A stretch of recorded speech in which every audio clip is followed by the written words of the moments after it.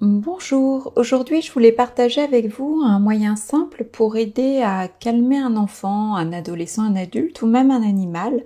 C'est un moyen simple d'intervenir au niveau subtil. Je vous dis tout de suite la phrase et après je vous explique comment ça se passe. Voici la phrase que je dis. Je demande au soi supérieur de cet enfant de le reconnecter à sa lumière. Et c'est tout ce que je dis, je le dis soit à haute voix, soit intérieurement. Alors, parfois, il est plus simple, par exemple, imaginons votre enfant s'appelle Émile, de dire Émile, comme ça on capte son attention, on crée un lien avec lui, et après, soit haute voix, soit intérieurement, on dit je demande au soi supérieur d'Émile de le reconnecter à sa lumière, ou je demande à ton soi supérieur de te reconnecter à ta lumière. Cela permet en fait de sortir la personne ou l'animal d'un état un peu hypnotique de peur, de colère, d'agacement, etc. La lumière, c'est une connexion au cœur, une vibration plus haute d'amour. C'est comme un rayon lumineux qui part du sommet de notre tête et qui va vers le ciel. Donc ça permet en fait que la personne qui est dans un état d'agacement va se reconnecter à une énergie plus haute et va changer son énergie elle aussi, va changer sa vibration. Il n'y a pas besoin d'avoir de talent particulier ou d'avoir suivi une formation pour faire ça. La seule condition, c'est que je me connecte moi-même à ma propre lumière. Parce que pour demander au soi supérieur de l'eau de connecter à la lumière, il faut que moi-même je sois dans une vibration suffisamment élevée pour pouvoir parler au soi supérieur de l'autre. En fait, c'est je demande, mon soi supérieur a l'info, il va demander, il va discuter avec le soi supérieur de l'enfant dans cet exemple pour qu'il se reconnecte à sa lumière. Donc, comme on fait juste une demande, on pose juste une intention, il n'y a besoin d'aucun talent particulier, ni de formation compliquée, ni de protocole compliqué, etc. Si je ne sais pas si je suis connectée ou pas à ma lumière, ce que je peux faire avant de faire cette demande pour l'autre, je peux le faire pour moi. Je demande à mon moi supérieur de me connecter à ma lumière. Le travail est fait par le soi supérieur de la personne, pas par moi. J'ai juste à poser une intention. Si vous décidez d'essayer cette technique toute simple, je vous conseille de commencer à le faire dans des situations où on n'est pas protagoniste, où on est juste observateur de la scène. Si vous êtes la mère, vous êtes seule avec votre enfant qui commence à faire une crise de colère, ça va être difficile de se dire ces phrases intérieurement tout en voulant intervenir pour calmer l'enfant, en le prenant dans les bras, en lui donnant un verre d'eau, etc. Quand vous êtes observateur d'une scène, vous pouvez intervenir, vous n'êtes pas obligé de connaître le prénom de la personne, vous pouvez juste regarder la personne et demander à son soi supérieur qu'il se connecte à sa lumière. Maintenant que je connais cette technique, j'aime bien le faire sur des scènes quotidiennes, dans la rue, en vacances, quand je vois des gens qui s'agacent, etc. C'est amusant parce qu'on voit vraiment l'état vibratoire de la personne changer et hop, la discussion change de ton, tout se calme, tout s'apaise et hop, ça permet de redescendre d'un niveau. Donc c'est un peu comme remettre un peu de lumière un peu autour de nous pour calmer en fait les personnes et les remettre dans une bonne énergie. Pour les animaux, c'est intéressant aussi de le faire parce que des fois les animaux voient des choses que ceux qui n'ont pas leur troisième œil ne voient plus. Des fantômes, des caspers, des âmes, etc. Et à un moment, ça peut les faire vriller. Donc le faire aussi, alors soit on a le prénom de l'animal, soit on se le dit intérieurement, ou on peut le dire à voix haute. Toi le chien, je demande à ton soi supérieur de te reconnecter à ta lumière. Ça va être plus compliqué avec les animaux quand il y a un groupe.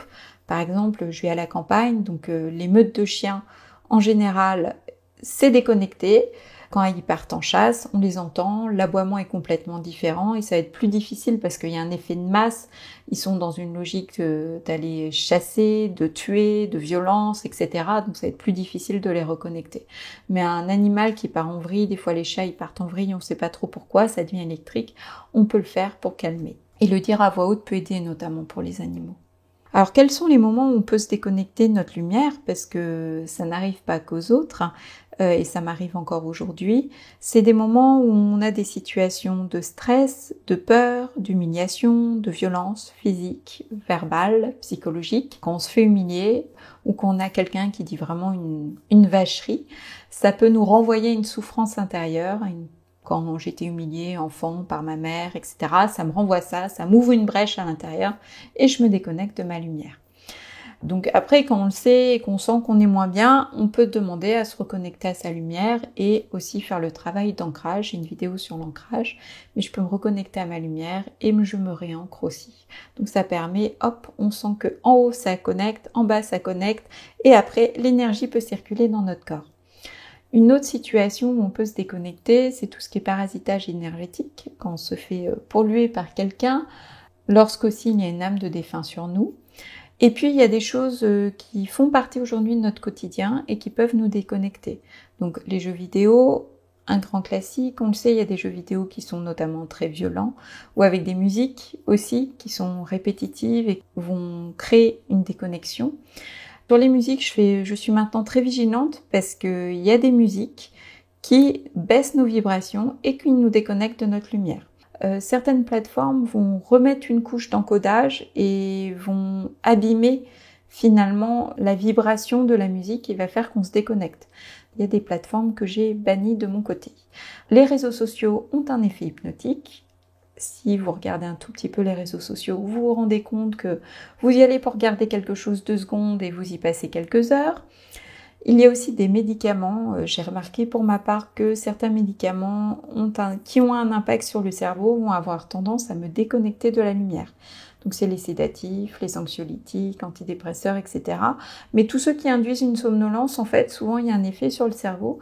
Et moi, je sens que ça me déconnecte, donc j'ai arrêté d'en prendre parce que je suis moins bien quand je ne suis pas connectée à ma lumière. Bien sûr, il ne s'agit pas d'arrêter un traitement sans l'avis de votre médecin ou du professionnel de santé qui vous a prescrit le médicament, le traitement. Les traitements, quand on les arrête de façon prématurée, ça peut avoir un impact négatif sur notre santé.